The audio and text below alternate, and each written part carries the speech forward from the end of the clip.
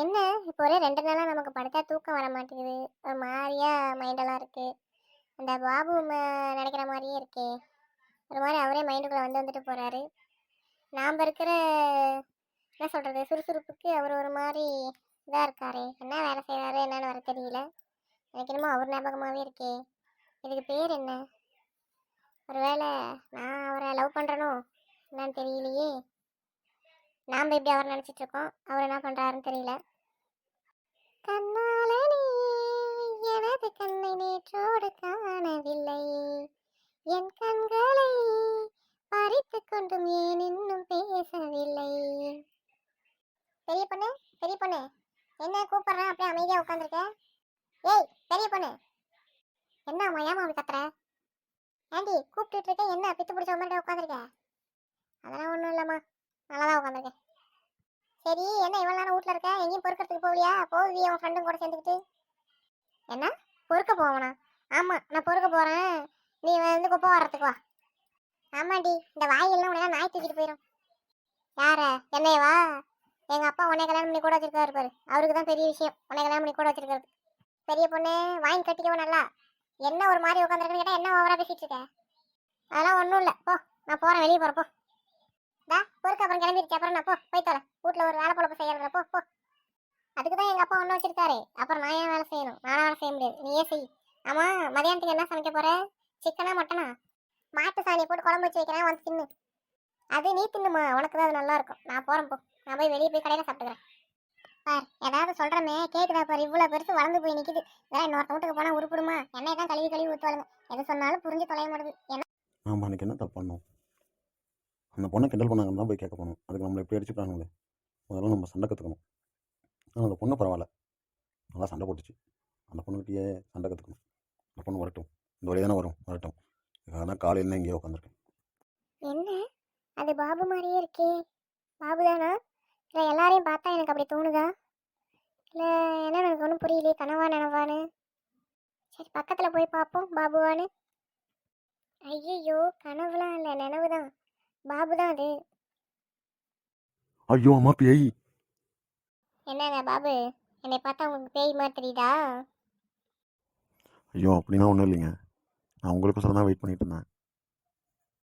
என்ன, எனக்கோசரம் வெயிட் பண்ணிட்டு இருந்தீங்களா? எனக்கோசரம் எதுக்கு வெயிட் பண்ணிட்டு இருந்தீங்க? ஒருவேளை நான் நினைக்கிற மாதிரி தான் அவரு நினச்சிட்டு இருந்திருப்பாரோ? தெரியலையே என்னன்னு. முதல்ல அவரை கேட்போம், அப்புறம் நம்ம சொல்லுவோம். ஏங்க, அன்றைக்கி ஒரு பொண்ணை கிண்டல் பண்ணுறாங்க அப்படின்னு சொல்லிட்டு தான் கேட்கலான்னு வந்தேன். ஆனால் என்ன அவங்க அடிச்சு விட்டானுங்க. நான் அவங்கள திரும்பி அடிக்கணும், இல்லை அந்த மாதிரி வேறு ஏதாவது சம்பவம் நடந்தாலும் நான் அடிக்கணும்னா எனக்கு வந்து கராத்தே தெரிஞ்சிருக்கணும், குத்து சண்டை தெரிஞ்சிருக்கணுங்கிறது முக்கியமாக தேவைப்படுதுங்க. அது உங்களுக்கு சண்டை தெரியும்ல, எனக்கு சண்டை சொல்லி தரீங்களா? அப்படிலாம் ஒன்றும் இல்லைங்க பாபு. எனக்கெல்லாம் எங்கேயும் போய் கிளாஸ் எல்லாம் கற்றுக்கல, எதுவும் பண்ணலை. நான் எனக்கு தெரிஞ்ச சண்டை தான். சின்ன வயசுல இருந்து என்ன சொல்கிறது, நான் கொஞ்சம் ரொம்ப துடுக்கா இருப்பேனா, அதனால அதெல்லாம் எனக்கே தெரிஞ்சது தான். பசங்க யாராவது கிண்டல் பண்ணால் நான் தூக்கி போட்டு பந்தாடுவேன். அன்னைக்கும் பண்ணானுங்க. சரி, என்ன பேசுகிறானுங்க கொஞ்சம் நேரம் பார்த்துட்டு அப்புறம் பேசிக்கலாம்னு பார்த்தேன். அதுக்குள்ளே இடையில நீங்கள் வந்தீங்களா, அப்புறம் அவனுங்க உங்களை அடிச்சிட்டானுங்க. அவ்வளோதான், வேற ஒன்றும் இல்லை. என்ன சண்டை தானே, நான் என்ன பண்ணுறேன்னு பாருங்கள். அந்த மாதிரி நீங்களும் பண்ணுங்கள், சரியாயிரும். அப்படிங்களா? சரிங்க சரிங்க, நீங்கள் சொல்கிற மாதிரி நானும் சண்டை கற்றுக்குறேங்க. சரிங்க, அன்னைக்கு உங்கள் பேர் பாபுன்னு சொன்னீங்க, மற்றபடி எதுவும் தெரியாது. இப்போ 2வது டைமாக மீட் பண்ணியிருக்கோம். எங்கே வேலை செய்கிறீங்க? உங்கள் அப்பா அம்மாலாம் என்ன பண்ணுறாங்க? உங்களுக்கு கூட பிறந்தவங்களாம் யார் இருக்காங்க? சொல்லுங்களேன் பார்க்கலாம். எனக்கு கூட பிறந்தவங்களாம் யாரும் இல்லைங்க. நான் பிறக்கும்போது எங்கள் அப்பா அம்மா முன்னாடி இறந்துட்டாங்களாம். நான் வந்து அனாதை ஆசிரமத்தில் தான் வளர்ந்தேன். அதுக்கப்புறம் அங்கேயே படித்து இப்போ வந்து ஓரளவுக்கு ஒரு ஆஃபீஸில் வேலை செய்கிற அளவுக்கு படிச்சிருக்கேன். இந்த பக்கத்தில் தான் ஐடி கம்பெனியில் வேலை செஞ்சுட்டு இருக்கேன். அவ்வளோதாங்க, வேறு எதுவும் இல்லைங்க. உங்கள் பேர் என்னங்க? உங்கள் பயோடேட்டா எல்லாம் சொல்லுங்கள். நீங்கள் என்ன படிச்சிருக்கீங்க? என்ன வேலை பார்க்குறீங்க? உங்கள் வீடு எங்கே இருக்குது? சொல்லுங்கள். எதுக்கு இதெல்லாம் கேட்குறீங்க புதுசாக? சரிங்க. பாபு, உங்கள் கதையை கேட்டால் எனக்கு ரொம்ப அழுகையாக வருது. நான் கேட்டது தப்பாக தான் எடுத்துக்காதீங்க பாபு. சரி, இனிமேல் நான் உங்களுக்கு வந்து ஃப்ரெண்டாக இருக்கேன். நீங்கள் டெய்லி வந்து என்னை பார்த்துட்டு போங்க, இல்லை நானும் வரேன். எனக்கு அப்பா அம்மா இருக்காங்கங்க. நான் வந்துட்டு 10வது தான் படிச்சிருக்கேன். ஆனால் எங்கள் ஏரியாவிலே நான் தான் 10வது படித்த ஆள். வேறெல்லாம் யாரும் கிடையாது. உங்கள் கதையை சொன்ன உடனே எனக்கு அழுகையாக வருது. ரொம்ப ஃபீலிங்காக இருக்குங்க. நீங்கள் அதை பற்றினா கவலைப்படாதீங்க. நானே அதை பற்றி கவலைப்படுறதில்ல.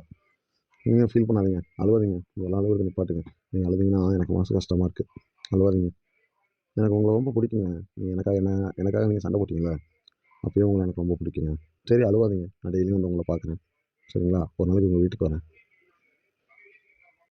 சரி ஓகே பாபு, நான் போயிட்டு வரேன். சரிங்க, நானும் வீட்டுக்கு போகணும், டைம் ஆச்சு. போயிட்டு அங்கே யார் இருக்கா? தனியாக தான் இருக்கணும். சரிங்க, வரேங்க. ச்சே, பாபுவை நினச்சா எவ்வளோ கஷ்டமாக இருக்குது. ரொம்ப நல்ல பையனாக இருக்கார். நான் முடிவே பண்ணிட்டேன், இவர் தான் எனக்கு புருஷன், வேறு யாரும் கிடையாது. கொஞ்ச நாளைக்குள்ளார வீட்டில் சொல்லி கல்யாணம் பண்ணிக்கலாம். என்ன வேலை எல்லாமே தான் இருக்குன்றாரு, அப்புறம் என்ன அவருக்கு அப்பா அம்மா இருந்தால் என்ன, இல்லைன்னா என்ன, நான் இருக்கேன் இனிமேல் எல்லாமா. எனக்குள்ளே இருக்க லவ்வை எனக்குன்னு இருக்கிறது என் ஃப்ரெண்டாக, எனக்கு அக்காவா எல்லாம் இருக்கிறது சத்யா அக்கா தான். அவங்கள்ட்ட போய் ஃபஸ்ட்டு சொல்லணும், இதெல்லாம் சொல்லி எல்லாத்தையும் சொல்லணும். அக்காவை புரிய வச்சுட்டா அக்கா ஈஸியாக எங்கள் அப்பா அம்மாட்ட பேசுவாங்க. ஃபஸ்ட்டு போகிறேன் வீட்டுக்கு.